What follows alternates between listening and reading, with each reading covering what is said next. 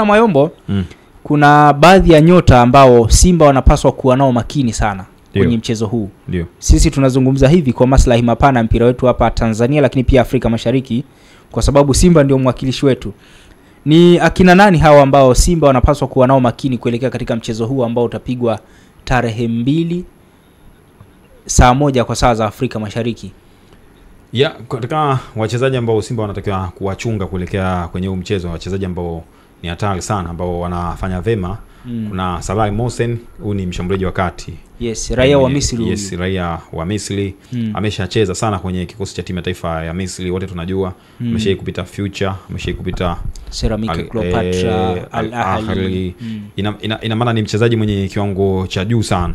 Na ukizungumzia takwimu zake kwenye ligi kuu ya Misri ndo anaongoza. Kwenye michuano hii ya kimataifa amefunga mabao 2. Na maana kwenye michuano hii ya kombe la shirikisho, lakini kule kimataifa hadi wakati huu ameshafanikiwa kuweka mpira nyavuni, ama kwenye ligi ya Misri amefunga mabao 7 na kutoa assist 1. Ina maana amehusika katika mabao 8. Unaona?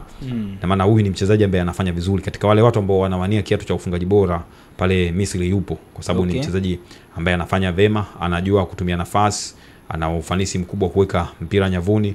Huyu ni mchezaji ambaye anataka kumuinda sana. Ni mchezaji ambaye hapendi kukimbizana sana, ni mchezaji anapenda kucheza karibu na box la mpinzani. Yaani wanasema ile namba 9 typical. Kuna yule kiungo mshambuliaji anaitwa Karim Bambo, kuna yule mwingine yes, kuna yule mwingine anaitwa Degmam, naye ni kiungo mshambuliaji ambao wanacheza kati, ni pacha na Karim Bambo. Wanapenda kutengeneza nafasi nyingi sana kuelekea juu. Sasa huyu bwana amekuwa na ufanisi mzuri sana wa kuzitumia hizi nafasi. Wakati hawa wanakuja kupika mashambulizi, yeye anakuwa anatumika zaidi kwenye ile sanaa bora ya kwenda kuweka mpira nyavuni. Kwa hiyo Salah Mohsen kwangu ndo mchezaji namba 1 ambaye Simba anatakiwa kumweka mfukoni. Na Salah Mohsen ndiye mchezaji namba 1 ambaye Simba wanapaswa kuwa naye makini. Yes. Na hawataki kumruhusu aruke header kwa sababu ana ufanisi mkubwa sana kwa kwenda hewani na kujitwisha mipira ambayo inaweza ikaleta madhara kwenye lango lao na mpira ukatinga nyavuni. Mchezaji mwingine ambaye ndo kinara wa kufunga mabao kwenye michuano hii anaitwa Sherif. Yule ni raia wa Tunisia, wote tunamjua. Ben Yusuf. Yes. Okay. Yes, Ben Yusuf. Yes, anafanya vizuri sana kwenye kikosi hiki cha Al Masry. Amekuwa na mchango mkubwa kwenye kikosi chake kwa sababu yeye ndo mchezaji ambaye ana mabao mengi. Amefunga mabao 3 sawa na Kibu Dennis kwenye michuano hii. Ana mabao 3 hadi wakati huu katika michuano hii ya kombe la shirikisho, na mabao yote alipiga hat-trick. Mechi yake ya mwisho kwenye michuano hii ya kombe la shirikisho alipiga hat-trick zidi ya kikosi cha Black Bulls. Kwa hiyo mchezaji ambaye ya Msumbiji ni mchezaji ambaye anataka kuchungwa sana. Yaani ni mchezaji ambaye hutakiwi kumpa nafasi ya kuona uso wa goli lako, lazima atakuumiza kutokana na ufanisi wake. Anaenjoy kucheza kutoka upande wa kushoto. Yaani huyu amekuwa akikimbia ule upande wa kushoto, anatikisa, anachanganya. Yaani ule upande wa kushoto kuna mlinzi pia mmoja anaitwa Sobi. Anapenda kukimbia ule upande. Okay. Wanapokimbia ule upande wa kushoto hasa kwa sababu Al Masry ni timu ambayo inapenda kucheza kwenye eneo lake sana, ni timu ambayo inapenda kuzuia. Okay. Wanapenda kupiga counter attack. Sasa wanapopiga zile counter kutoka ule upande wa kushoto, huyu akichekecha, ukimpa nafasi ya kuona uso wa goli lako, anaingia ndani mwenyewe. Akikaribia ile semi seko amekuua. Okay. Kwa sababu ana uwezo mkubwa wa kukevu. Ina maana atafuta engo ya pili ya golikipa. Ana ufanisi mkubwa sana wa kupiga katika ile maeneo. Akishindwa yeye, anakuja kumwekea kwenye njia mwamba mmoja hivi, Mohsen, ambaye naye atakuwa Salah Mohsen. Kama Mohsen mechi ikiwa ngumu kwake, kuna mtu mwingine ambaye anatakiwa kuchungwa sana. Huyu mwamba anaitwa Johnny Okoye. Yule Mnigeria. Huyu jamaa ana goli moja tu tangu atue. Okay. Lakini mchezaji wa kiwango cha juu kwa sababu amecheza mechi chache. Amecheza kama mechi 4-5. Ametua Januari hii. Ametoa February. February ndo ndo wamekamilisha usajili wake February. Wamekamilisha usajili wake tangu ametokea Libya kwenye ligi kuu ya Libya kule. Kwa hiyo huyu naye ni mchezaji wa kuchungwa sana. Mmoja wa wachezaji wengine pia ambao wanatakiwa watu wamwangalie kwa umakini, wachezaji wa Simba, anaitwa El Gando. Okay. Huyu ni kiungo mshambuliaji, naye ni kiungo wa kati, central midfielder. Amekuwa na ufanisi mkubwa sana wa kuunganisha timu. Wakati timu yake kina Sobi kule nyuma wanazuia na golikipa wao Gadi, yeye amekuwa anatulia lile eneo la katikati ya uwanja akitupa macho kushoto na kulia kupitisha mipira, kwa sababu ni timu ambayo tunaweza tukasema kwamba yule ndo Jean Shalea huwa wao sasa. Kuna huyo Elgando, kuna Macrof katika lile eneo la katikati ya uwanja. Ni wachezaji ambao wanafanya vizuri sana. Kwa mimi naamini Simba hawatakiwi kuwa kinyonge kwenye huu mchezo. Simba watatakiwa kuwa makini sana. Na ukimwangalia Salah Mohsen mara nyingi na mwenzake Ben Yusuf wakicheza pamoja, kuna wakati mwingine wanabadilishana.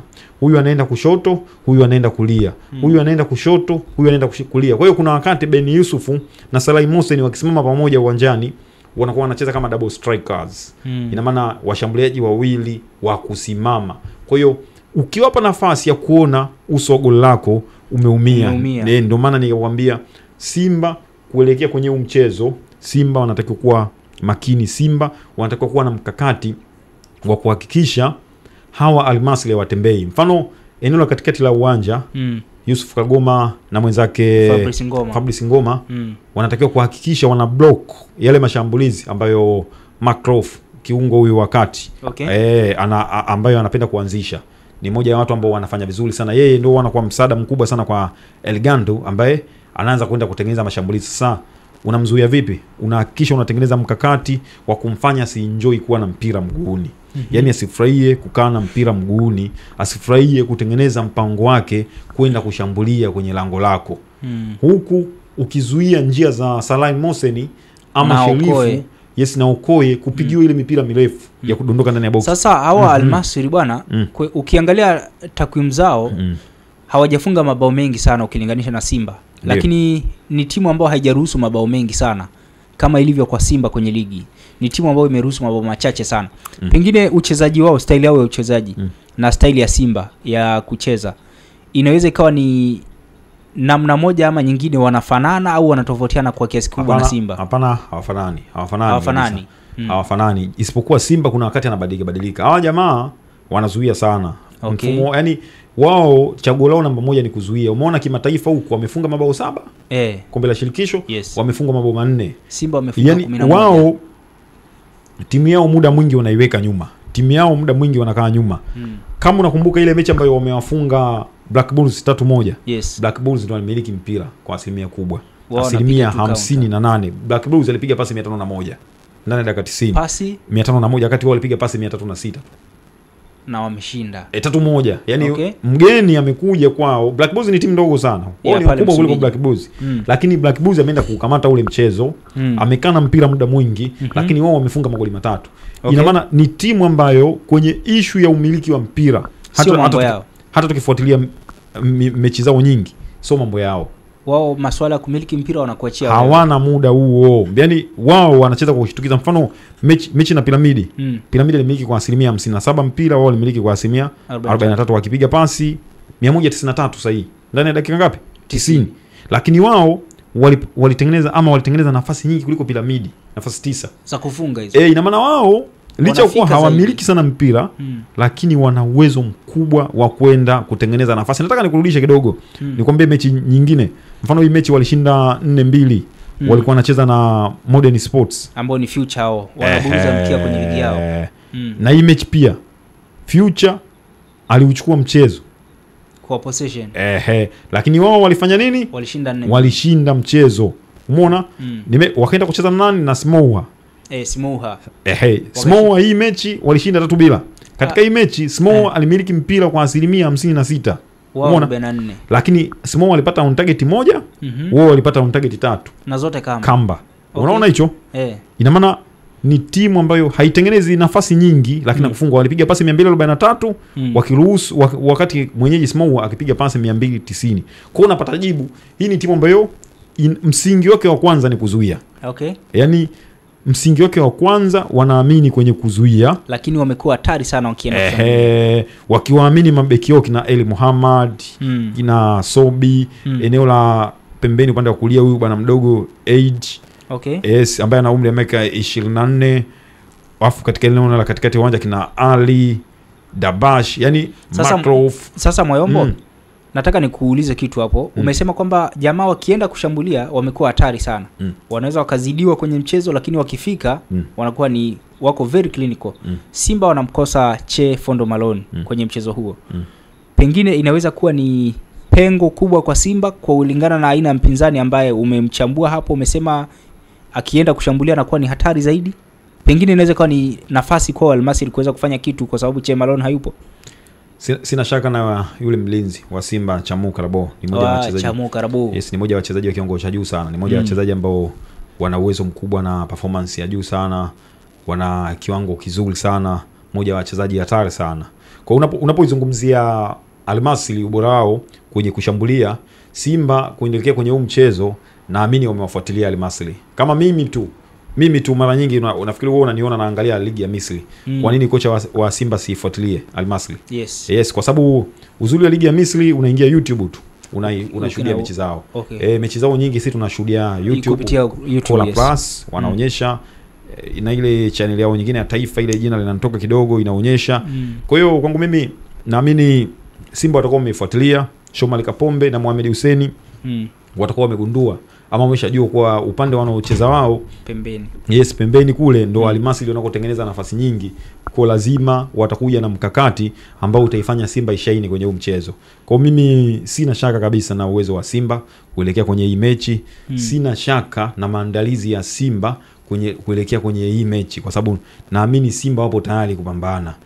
Isipokuwa Al Masry ukiangalia wanavyocheza kwenye ligi yao, yani ukiangalia kwenye ligi yao wanashika nafasi ya 4. Yes. Katika ile nafasi ya 4 hawapo kinyonge kwenye msimamo wa ligi kwa sababu hadi wakati huu Piramidi anaongoza akiwa na alama 43, nafasi ya pili Piramidi ana 36. Ana nafasi ya pili Al Ahly ana 36. Wakati huo Piramidi ameruhusu goli 10, amefunga magoli 32.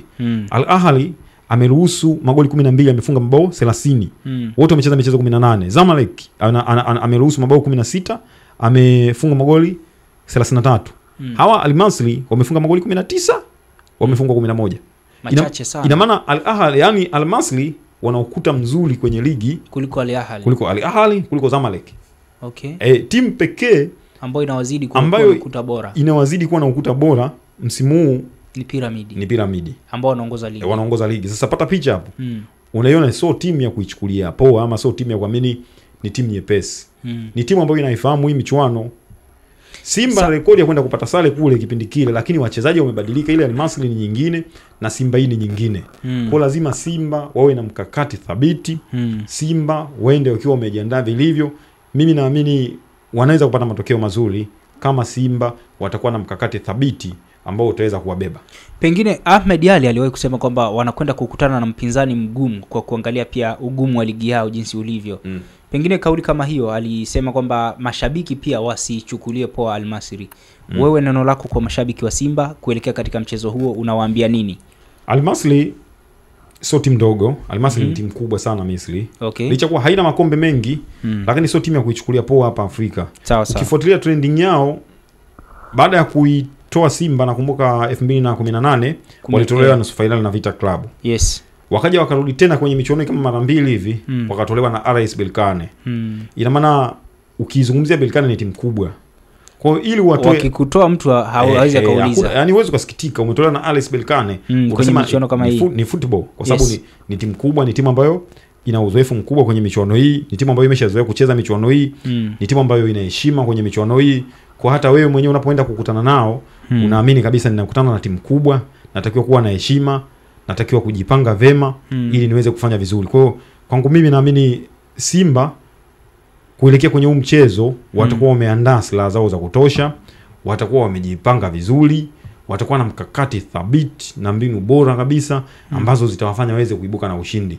Ushindi hauje tu. Ushindi utakuja kwa kupambana ndani ya dakika 90. Ushindi utakuja kwa wachezaji wa Simba kufia uwanjani kucheza kwa kujituma. Mimi nilishakwambia, narudia tena leo hii. Simba mimi naamini msimu ana nafasi kubwa sana kuwa bingwa wa shirikisho. Simba yani, msimu huu wana nafasi kubwa sana ya kuwa mabingwa wa kombe la shirikisho. Na ndicho kitu ambacho Ahmed Ali pia aliwaambia mashabiki. Sasa tunazidi kuangazia mchezo huu wa Simba, mchezo wa Al Masry dhidi ya Simba. Tumeona pia mashabiki kadhaa wamesafiri kuelekea kule nchini Misri kwa ajili ya kuiunga mkono Simba katika uwanja ule wa Suez Canal Authority, uwanja ambao upo katika mji wa Ismailia. Sasa bwana Moyombo, ulikuwa unazungumza kitu hapo Na nilitaka nikuulize kitu kwamba Simba kutokana na ubora ambao wanao msimu huu, lakini pia wameshamaliza mzigo mmoja kwenye kombe la CRDB Federation Cup, wamefuzu kwenda hatua inayofuata. Pengine hii inaweza kawa ni inawaboost wao wenyewe wachezaji pamoja na benchi la ufundi kuelekea katika mchezo huu. Ya mimi kama nilivyokuambia hapo awali, mimi naamini Simba ni moja ya klabu ambayo yani ni klabu ambayo ni favorite kutoa ubingwa. Ni klabu ambayo tunaamini na uwezo mkubwa na nafasi kubwa ya kutoa ubingwa wa shirikisho msimu huu. Ukiniuliza kwa nini? Kwa sababu Simba ni timu ya CAF Champions League. Unapozungumzia hizi timu ambazo zinashiriki kombe la shirikisho, timu ambayo yupo juu ya Simba kwenye zile rank za CAF ni Zamalek peke yake ambaye anashika nafasi ya 4 kwenye zile rank. Baada ya hapo atakuja Simba ambaye anashika nafasi ya 6, USM Alger anashika nafasi ya 7 sambamba na RS Berkane wamegongana. Ina maana timu 3 ambazo yani timu 4 ambazo zina nafasi, timu ambazo zina nafasi kubwa ya kuchukua kombe la shirikisho msimu huu ni Simba, Zamalek bingwa mtetezi, RS Berkane bingwa wa Morocco na bingwa wa zamani wa michuano hii, na Usma bingwa wa zamani wa michuano hii. Okay. Hizi timu 4 ambazo zilikuwa pot 1 zote hizo zina nafasi kubwa ya kuwa mabingwa. Ukiniuliza ni timu ipi ambayo ina nafasi kubwa zaidi ya kuchukua ile kombe msimu huu, japokuwa watu wanaweza kawa waizungumzi na watu wanaweza kawa wakaniona kama mimi natania, nitakwambia Simba namba 1. Yani kama ukiambiwa uzipange sasa timu ambazo kwa asilimia yani, Simba ingekuwa inaongoza. Yani mimi naamini Simba namba 1. Kwa sababu Simba kwenye hii michuano ama kwenye hizi mechi za kimataifa ameshacheza na hizi timu zote kubwa. Yes. Ameshacheza na Al Ahly alikuwa kwenye ubora wake. Ameshinda pia, sio kucheza tu, ameshinda. Ameshacheza na kina Wydad. Ina maana hizi timu zote tunazotaja hapa, RS Berkane, Simba anaruka naye, anaweza kucheza naye vizuri kabisa na akamfunga akamtoa kwenye mashindano. Na walishai kukutana pia. Usma Simba anaruka naye na uhakika japokuwa haja kukutana naye. Zamalek Simba anaruka naye. Kwa ndo maana nimekwambia hivi, moja ya timu ambayo mimi naipa nafasi kubwa ya kufanya vizuri shirikisho msimu huu ni Simba. Haijalishi kesho kutwa atafungwa Simba, haijalishi atashinda, lakini Simba kwa Al-Masry sioni akiweza kuwatoa Simba kwenye michuano. Nampa nafasi kubwa sana ya Simba kuweza kufuzu kwenda hatua inayofuata. Yani nampa nafasi kubwa sana Simba ya kuweza kushinda huu mchezo na kufuzu kwenda katika ile hatua ambayo inayofuata. Yes kabisa. Na nafasi bwana, sisi tunaungana na kauli ya Ahmed Ally na kauli mbiu ya wanasimba wote ambao wanaamini kwamba safari hii tunavuka. Kama ambavyo Ahmed Ally aliwaambia, alisema kwamba safari hii kila mwana Simba aweke akilini kwamba ni muda wao sasa wa kufuzu kwenda hatua inayofuata na kwenda kuyatafuta mafanikio pamoja na ukubwa barani Afrika. Mwayombo umekuwa ukisisitiza sana kuhusiana na kwamba Simba ni timu ya CAF Champions League, Simba ni timu ya CAF Champions League. Huku wamekuja ni kama bahati mbaya, sasa wanapaswa kuprove hilo. Pengine unaiona sasa nafasi yao ya kwenda kujimwaya huku kwenye michuano hii. Kama ambavyo unasema kwamba mwanafunzi aliyemaliza chuo kimpeleka ukimrudisha sekondari bwana, anaweza kupata division 1 ile kali kabisa ya pointi 7 ile. Kabisa, yani Simba wanapokuja huku na pia wanatakiwa wao wanawaonyesha rekodi zilizopita wachezaji wao. Wao wanaambia bana kuna timu za CAF Champions League zimekuja huku na zimekufa hapa. Nilikwambia 2021 Raja alichukua. Yes. Alitolewa na katimu kadogo sana kule CAF Champions League. Alitolewa na Tengeti ya Dabo. Ya Yusuf Dabo. Yes. Na ndo Azam akamuona pale wakambeba wakajua huyu ni bonge la kocha ambaye atakuja kwenye timu yetu. Akatuvusha. Atatuvusha kwenda nchi ya ahadi.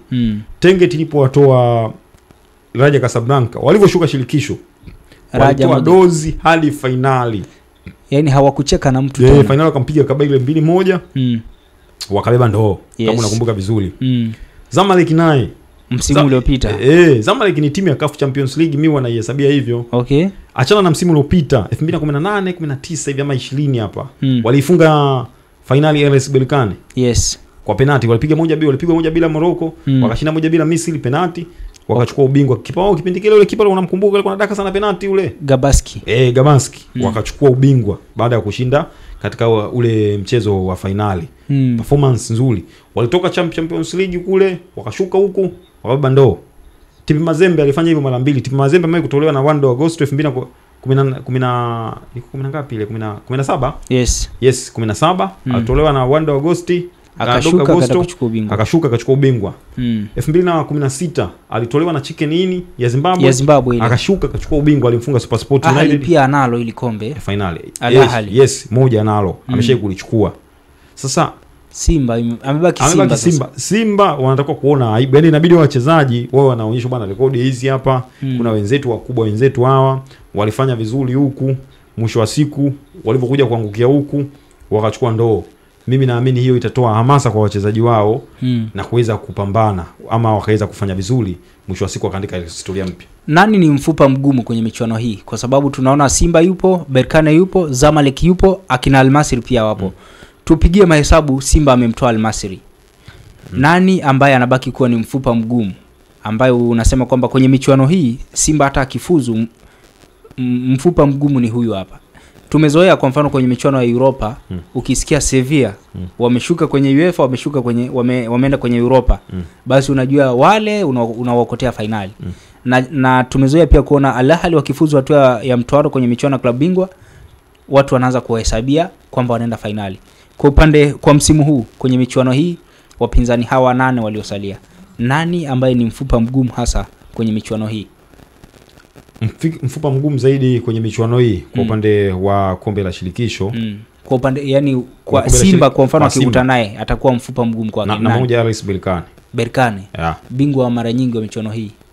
Hapana, bingwa mara nyingi ni Sfaxien. Sfaxien, yes. RS Berkane bwana amecheza michezo 25 Morocco. Sawa? Yes. Katika michezo 25 msimu huu hiyo amefunga magoli 40, amefungwa magoli 10 tu kwenye michezo 25. Zimebaki mechi 5 ligi ishe. Ameshachukua ubingwa.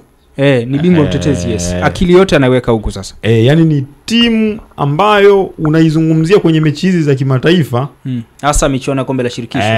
Wamekuwa noma sana. Yani wamekuwa na muunganiko mzuri, wamekuwa na kiwango kizuri sana msimu huu. Sasa mimi naamini huo ndo mfupa mgumu zaidi. Kwenye hatua ya makundi, michezo 6 wamefunga magoli 12, wamefungwa 1. Yani wana wastani wa kufunga mabao 2 kwa kila mchezo. Kwa kila mchezo wamekusanya alama 16. Umeona? Kati ya 18. Ina maana kwamba wameshinda 5 wakadraw mchezo mmoja. Kwa ina maana huyu ndiye mpinzani mgumu zaidi.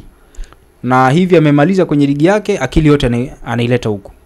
Yani amemaliza kule kwenye ligi yake, mawazo yake yote sasa anaiwaza hii michuano.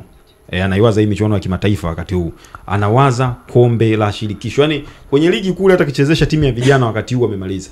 Yani yeye kwenye ligi ameshamaliza. Mkakati wake ama target yake namba 1 ni kuhakikisha anachukua michuano hii. Yani ni kuhakikisha anarudisha ubingwa huu ambao ameupoteza, kwa sababu alishai kuchukua lakini sasa ni kama misimu 2 hivi hajaupata ubingwa. Kwa hiyo target yake ama malengo yake mwaka huu ni kuhakikisha anakuwa bingwa wa michuano hii ili aweze kuendelea kuandika historia mpya.